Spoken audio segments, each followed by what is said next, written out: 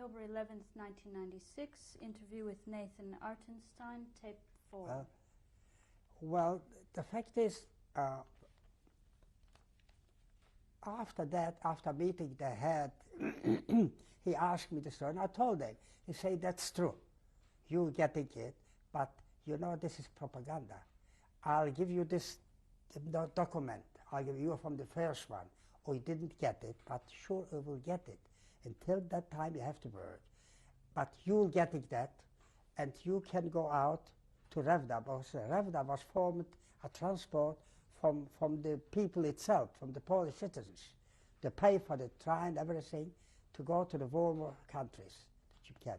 And I got that one at night to sleep out, and we traveled to the warmer country.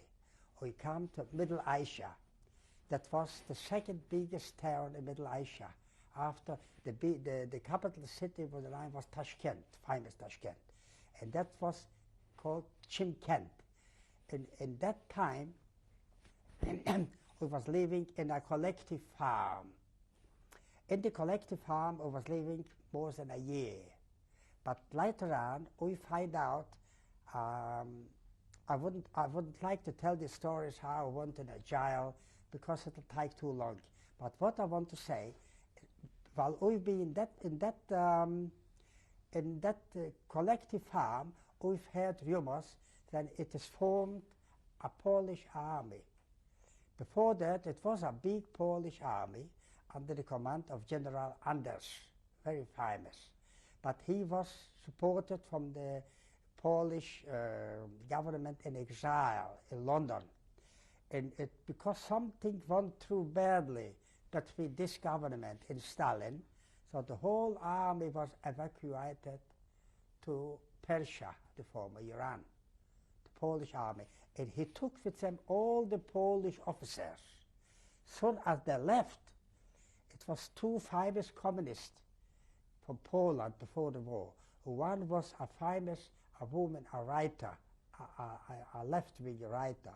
Her name was Wanda Wasilewska, famous in Poland. And she, together with a Polish former general, Berling, they went in a delegation to Stalin. They wanted to form a new Polish army. And so the new Polish army was formed. As soon as it was news from every corner of Russia, people started to stream to that place where it was formed, the Polish army. And so I went as well. It was in June 1943 when I came to that camp. When I came to that camp, it was thousands of people, a lot of Jews. The Jews in Poland, there was about 10%, 3.5 million out of 35. But in this division was maybe 40% Jews. The division was about between 15 and 17,000 people, and it was about 40% Jewish people. Where was the division based? Where it was? It was near a town which it was called Razan. Can you spell it? Not far from Moscow. Riazan, Razan. What happened when you arrived there? When I arrived, it was a lot of people, but the point is we got a lot of, all officers, there was Russian officers, Russian lieutenant, Russian captains, Russian majors. And we formed units, and every unit had got an officer, but a Russian officer, because I haven't got Polish officers. Which was your unit? Oh, they speak Polish to them. But the officers, quickly they learned Polish, the necessary words which they have to talk. Yeah, we start. And very quickly, we formed the division, the first division, the line which was called on the name of a very famous Polish hero from the 1800. His name was Kościuszko, General Tadeusz Kościuszko. And the whole division was called Tadeusz Kościuszko. That was the first division from the Polish army, which grows in size when the war finished. When we come to Berlin, it was about 650,000 people from this division working out. How How were the Jews treated in this army? How many Jews was? How were you treated as a Jew? In that division. Oh, well, the point is, we've been in the division. We got the first fight. We've got the first fight. It was a place in White Russia, which was called Lenino. It was very high up, you know. And the Red Army was standing there for 2 weeks, and they couldn't get through. Our division took it in 3 days. We took it, but the cost was terrible. So many people was killed. And after that, we come back 6 kilometers from the front. Red Army replaced us, and it started to form anywhere you want to go. Some people registered at the gendarmerie. One registered to, he wanted to be in artillery, he wanted to be a pilot, he wanted to be a tank. And they formed a secret battalion of ski. Because winter was nearing, they made a special ski battalion, which they got a special things to do. Okay, hold on. When you joined General Anders' army in 1943, did they know you were Jewish? When I joined? When you joined this army, Anders' army, did they know that you were Jewish? If it was more Jewish, thousands of them. How were the Jews treated? Very good. No anti-Semitism, whatever, because they understand very well. If a Russian officer told me about, I told him the difference between the Polish, he said, look, in Russia might be anti-Semitism, but not in the army, because if we will allow anti-Semitism between one part and the other one, that breaks the discipline. That shouldn't be, not in the army. In the army, it's strictly army business. Everyone is assigned, every echo. That's the point. Or didn't we, we've been right, we lived like brothers. It's a fact. In the later time, we've been in terrible conditions. I got many cases where Gentiles, Polish, they saved my life. Other times, I saved their life. We live like brothers, sleep together, eat, drink together. No, this wasn't. Okay. It's different from the life in Poland. Okay. You say you joined the ski battalion. Ski battalion. Who was your superior officer?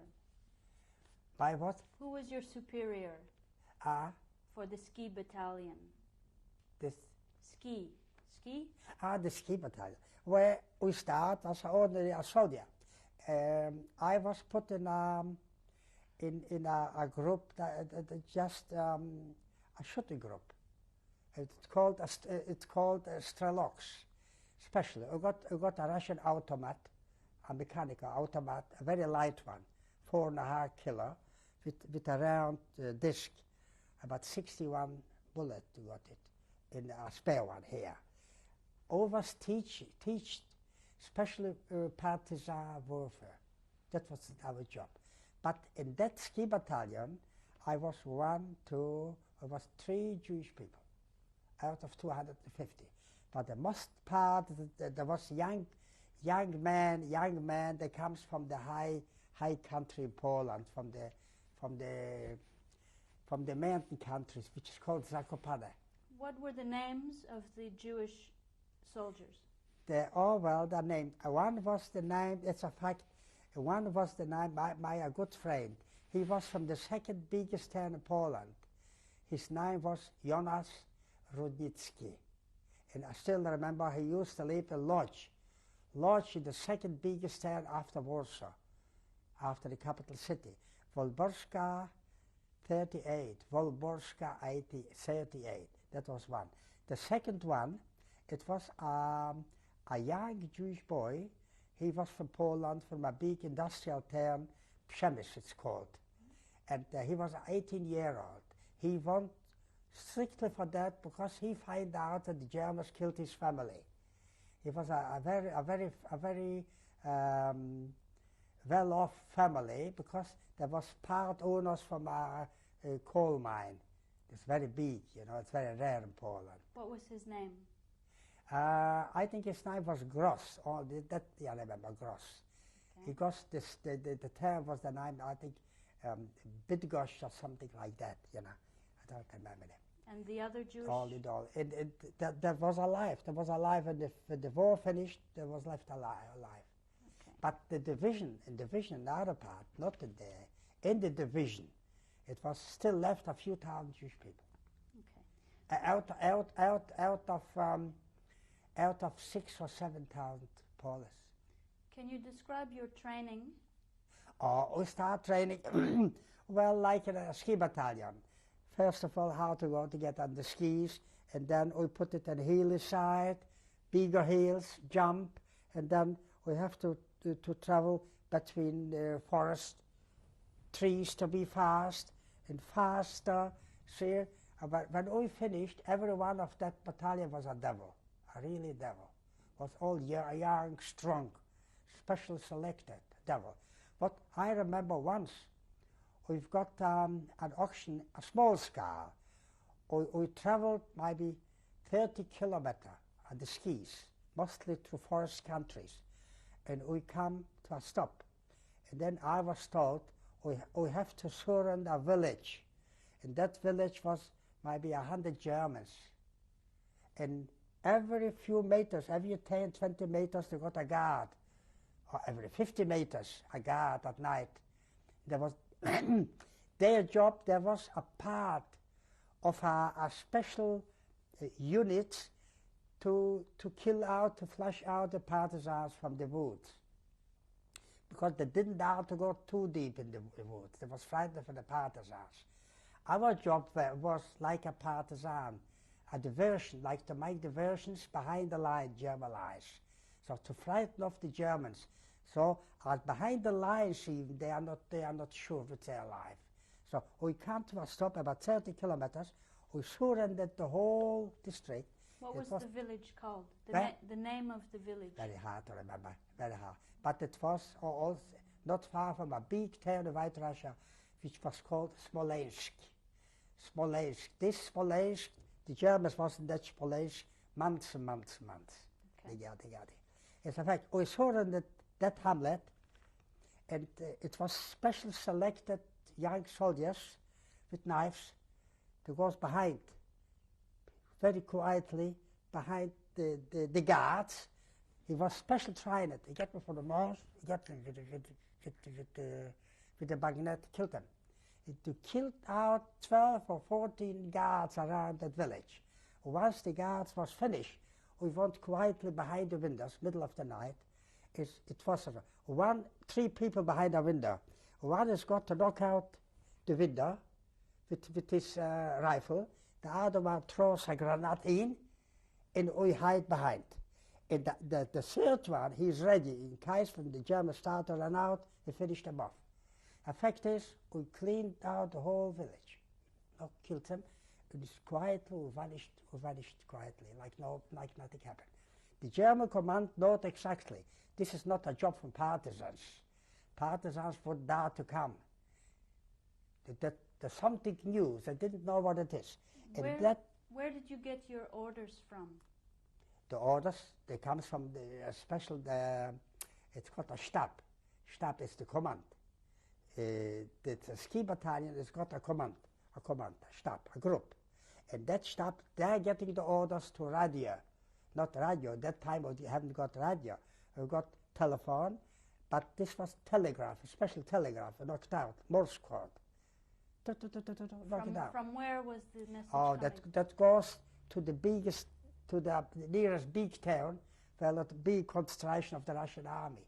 We got all with the Russian army, all got through to the Russian army, because the Polish division was a part of the Second White Russian Front. The leader was a famous Polish, Russian-born general, Rokossowski, very famous at that time. Rokossowski. All the commands comes from the headquarters from Rokossowski, comes to the Polish headquarters, from the Polish headquarters to the headquarters from ski battalion. We got instruction, every instructions. And silently, how I come to that, we vanished back. We come back to the village where we were standing. Who was your direct commander? Well, in that battalion, I got one strap. How did I get the strap? I was standing guard once for the headmaster, the captain from this. And the instructions was, I was standing as a guard outside the hut. The instructions was nobody to let through to the hut. First of all, if somebody comes, he has to give the secret signs. If they didn't get the secret sign, you give a warning. If you didn't get it, you shoot. That was. Once I was standing, and I hear a sledge. A sledge with two horses are running, because the sledges on the snow, you know, the horses that was tied up with little bells, ringing so nicely, and the horse was running so happily, and it stops about 20 meters before the hut. I've seen exactly, it was a bit dark, light at night, but I've seen exactly that's the head captain, Captain Tikhomirov, the head from the battalion. What was his name? Tikhomirov. Can you spell? Tikhomirov,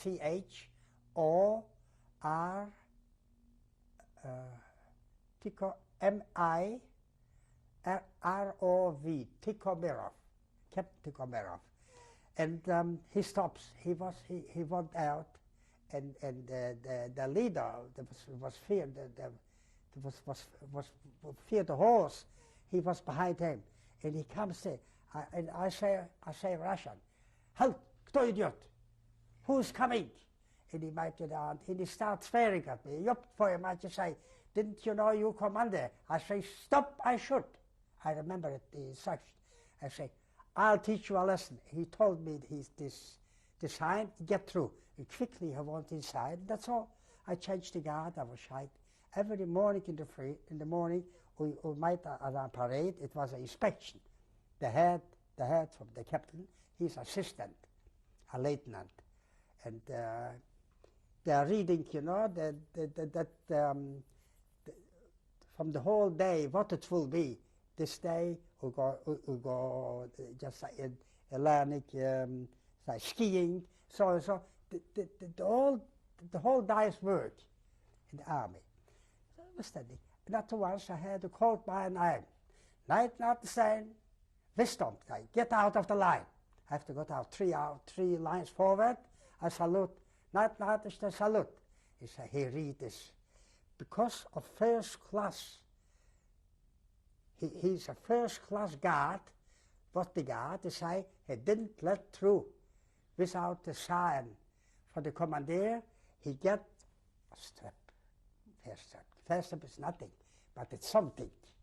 That just, you understand? It's something. You have one strap. You're not an ordinary soldier. The duty is everything you decide.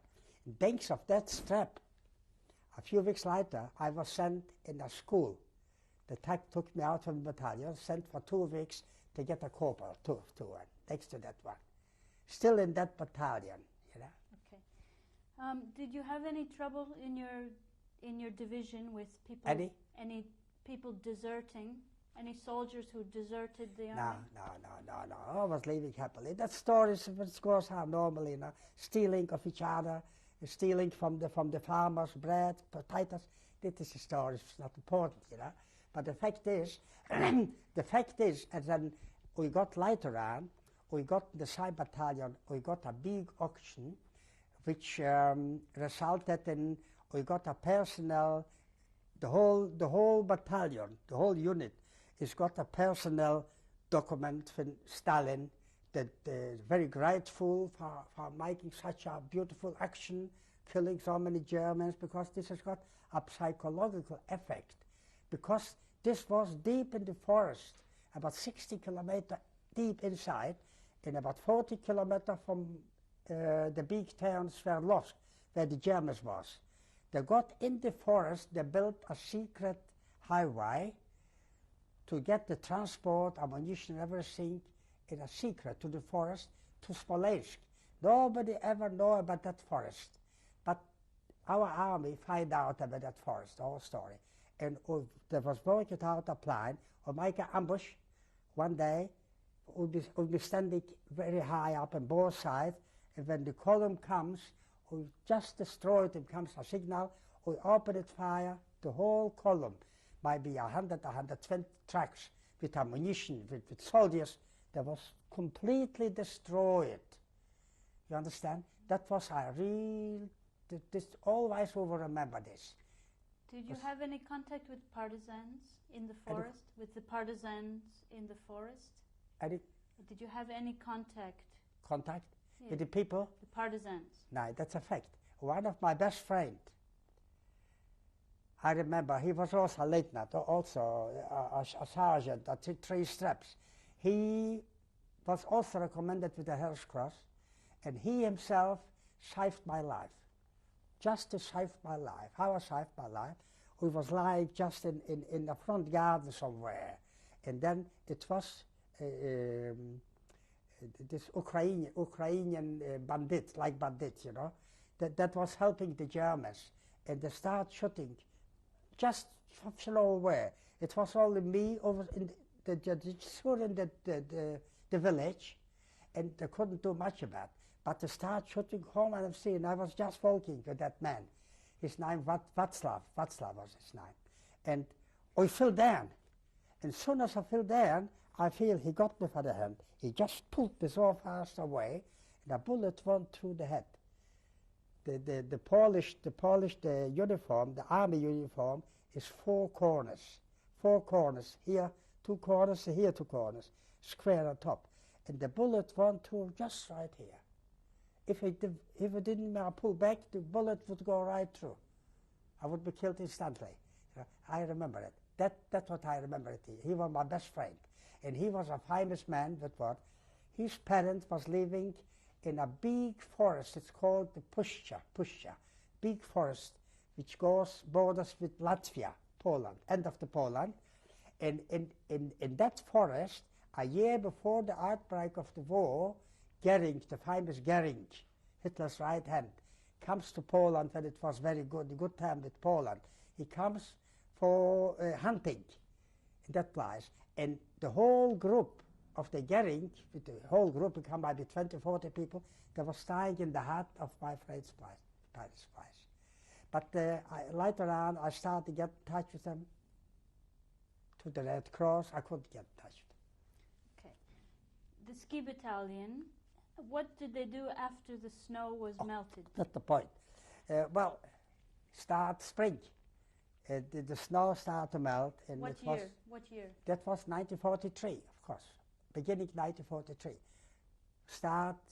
We couldn't get through on the skis. So it comes liquidation. We got back everything to give back, the storerooms, and assembled everybody. Everybody could go where he wanted. He could go to as a pilot, as a rifleman, as artillery, whatever. I chose, not me, but the whole people, one unit, communication unit. Communication. Our job is to keep the communication line, telephone mostly, from the first line, front line, back 20, 30 kilometers to the headquarters. That was our jobs unit. And in that unit I stayed till the last second when I got free from the army, so back in Poland. And in that unit, we start to get the active part in the war. Where was the front line at this point? Huh? Where was the front line at this point? The front line at that time is hard to say. When I've been under Leningrad, it was not far from Sverdlovsk. The front line was standing still for months, just in the tranchee. You understand? You know what a tranchee? Yeah. No. How it's called? The digging out. Trench. The trenches. Yeah. Just trenches here. A few 100 meters further was also trenches. The Germans was there. Artillery was shooting to each other. Normally, daily. For a month you could say like that. Or the Air Force sometimes get bombed. There's nothing. But all you've got on the line of always got to do, because we got the line up to the front line. Sometimes it breaks through the line, we got to fix it. Send out a patrol to fix the line so the telephone line exists. And in that time, the front start to move. The Germans start to crack. they started to pull back. The Germans, there was surrounding Moscow. Okay. It was very bad time. But after, when the Russians, Stalin, pulled back many, get more armor from Siberia, from the Ural, from the factories, more tanks, more aeroplanes, more artillery, they started to get stronger. And in 1943, the Russians make a big offensive, and I give them signal, millions, just millions of Russians out from the trenches and to go for that. Artillery, Air Force, tanks, everything. And thanks to that, that was the first big hit what the Germans got. They was throwing back 400 kilometers back from Moscow. And then the front was broken. It wasn't. The Germans, from time to time, the Russian radio communicate, guys said, well, the music was much better, helped nice music, marching, and the communicate was, then the Germans, again, retreat, 150 kilometers. This and this township was free, this and this township, so on. So the front was moving all the time. Till we come, the next stop us was under Lublin. Lublin, that's a Polish town where we come, but it was the famous gas chambers, the concentration camp which was called Majdanek. And I remember coming to Majdanek, when we went to Majdanek, the Germans was out of town. Nobody, not a single thing. When did you arrive in Majdanek? Majdanek. In 1943, it was very hard to remember the month. Okay. 1943. It was nearing the end of 1944. No, it was more or less October or so, 1943. End of 1943. When we come to that camp, Majdanek, not leaving things. From which side did you enter Majdanek? From where did you enter Majdanek? Oh, we come out from the side where the forest is. Because Majdanek was just not far from the town, Lublin. Not far, outside the town. When we come in, it was a big sign on top, working, make your life sweet. And when I went inside, it was 2 rows with beautiful flowers, and the soil was the ashes from the burnt corpses in both sides. We went inside, me and a few friends of mine, Jewish people. We come in, where the gas ovens was open. Not far away was a big pile, tens of thousands of shoes. Shoes from men, from women, from children, from babies. Glasses, piles of them. We went behind the chambers there. Of see, was like the Germans, no, they like to keep in order. Big, one of another, big pile of empty cans, from the gas, the canisters, empty canisters. And on top, it was everyone got a label, Cyclone B. Cyclone B, still remember that. And that I got a few witnesses. The witnesses, there are a few Jewish people, friends of mine, who was talking how the Jewish people was more, the Gentiles, the Polish, I didn't care less. But they didn't take any interest, but didn't touch them. It was, I remember it, I got 2 witnesses from Warsaw. What were their names? I'll tell you the name. And one was taken from Lodz, that's what I'll say, Joras Wojcicki. The another one was me. It was named David Ostrzega. He was living in Warsaw, Muranowska 38. Muranowska 38. Can you spell his name? The name? Yep.